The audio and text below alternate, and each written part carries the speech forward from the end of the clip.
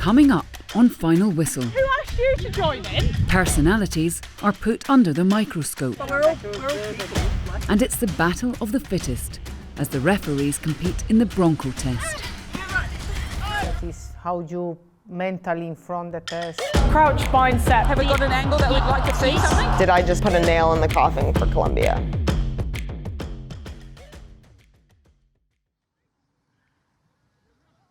After 6 months of being assessed in national and international fixtures, the World Cup match officials squad have assembled in London for a week-long camp where their technical and physical capabilities will be put to the test. We are finally here. After how long? 3 years. How we are going to work this week, the schedule, pretty intense, but we are here because of a reason. We need you to drive the camp. The time is for you, and you need to make sure that you are doing and driving this time together here. All the selectors agreed that we have a strong group of referees. It's a mix of experience and talent for the future, but we have no doubt that we have a really strong group of referees ready for the Rugby World Cup. Now that the referees know who is going to the World Cup, the next question at the back of everyone's mind is who will referee the World Cup final. You guys want to be the best that you can, and so I'm here to facilitate that process. Not here to ruin you, I'm here to make sure that you're getting all of your needs out of this.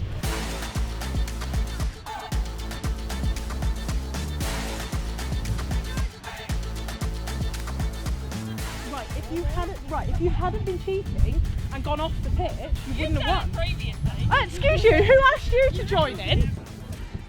I suppose people will be like, well, how do referees train? But it's a lot of conditioning work, and then the last thing you want to do is get bashed over by a player, so footwork actually is really, really important. Are you quite competitive?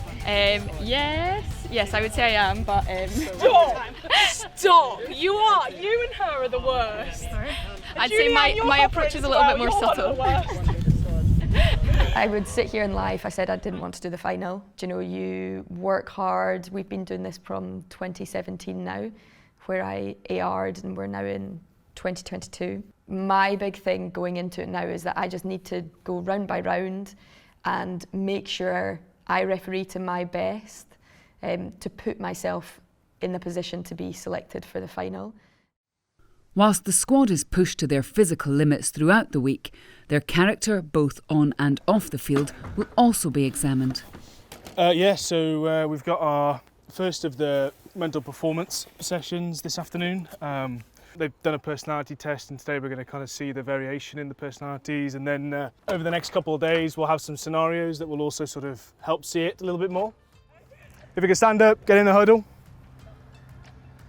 Okay, right. So the first thing we're going to do is get straight into it. If you've seen the session outline, we're going to start by going over the personality assessment that we did. The idea for the first step is that there's 2 ends to each of the scales that you would have taken. You're going to stand however close your number was to each of the ends.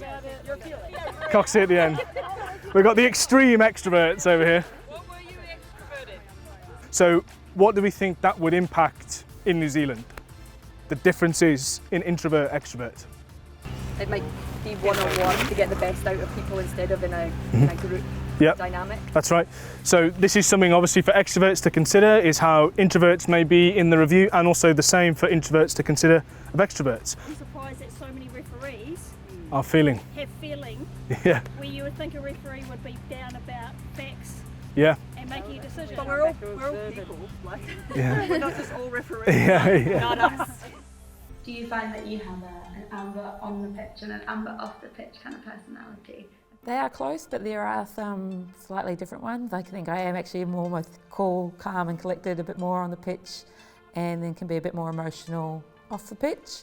To ref the final would be incredible, but my goal is there just to go and take every opportunity I've got, and whatever comes my way, take it as it comes. I think the plan is a bit of charade, which should be quite interesting.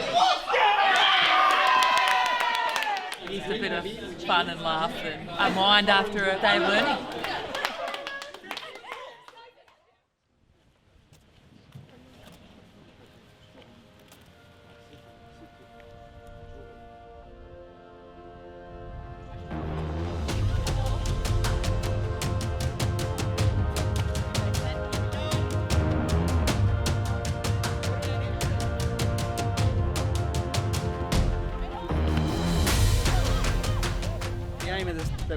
last session that we did was to get them fatigued, and now they're going into game scenarios where there's iPads in each of these places. From there they have to make decisions on the play that's coming ahead, because that's the biggest thing that we want with these referees at the end of the games, when they are fatigued, that they make the right decisions.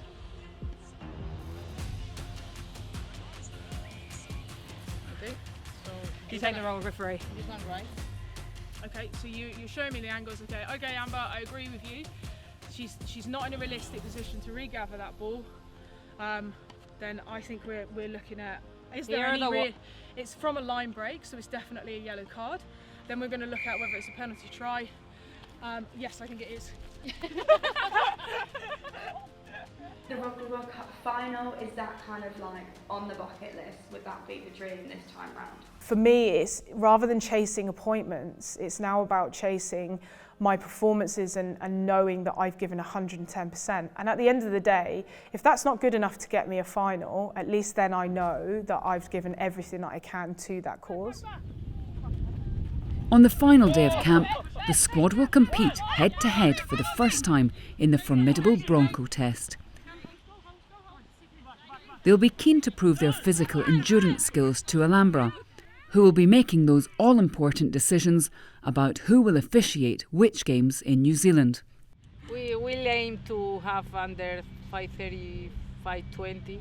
It's an acceptable time. And if not, we get this. The key thing is if that link to be not fit enough to keep the pace of the game, then we have an issue and we need to have a conversation.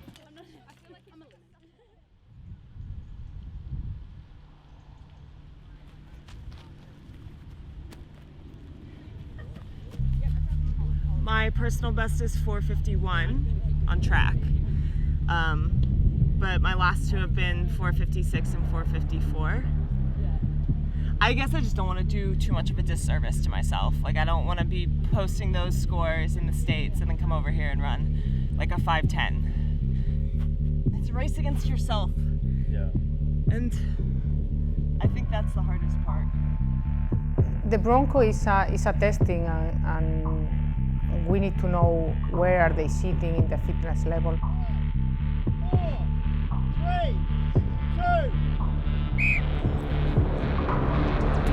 It's not only about the fitness, it's how you mentally in front the test. What we are looking around, the timing on the Bronco is consistent.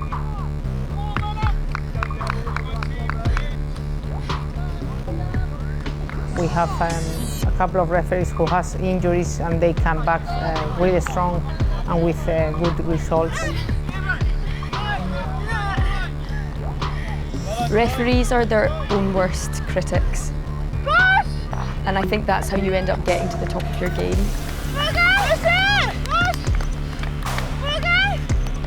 To get the best out of us, to learn and develop, but actually be realistic in the performances we're putting out. We have a really few good results from people who beat their last record. This is the last time many of the squad will see each other before the World Cup, but there is still plenty of work to be done. Between now and then, they'll each officiate an international warm-up game as a further opportunity to prove themselves before match appointments are made. Going into the World Cup, I'm excited. I really want to take all the opportunity I can to be like, yes, let's learn, let's grow, let's get better. So when I come back, it's like very clear, like, wow, you did a lot with this. Only one of them can referee the final. Only one of them will add their name to the exclusive list of referees who have already had the honour and make Rugby World Cup history. The countdown to New Zealand and the Rugby World Cup final is on.